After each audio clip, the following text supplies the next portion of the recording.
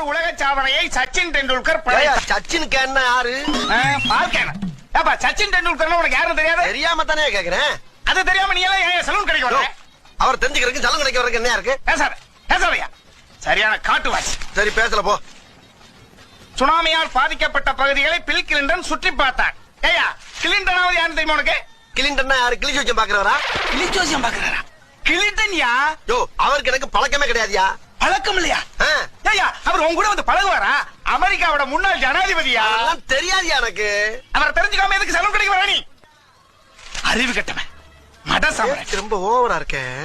சரணா உசேன் யாருன்னு உனக்கு தெரியுமா? தெரியுமே, அந்த கறிக்கடை ஜாகிர் ஹுசேன் தானே?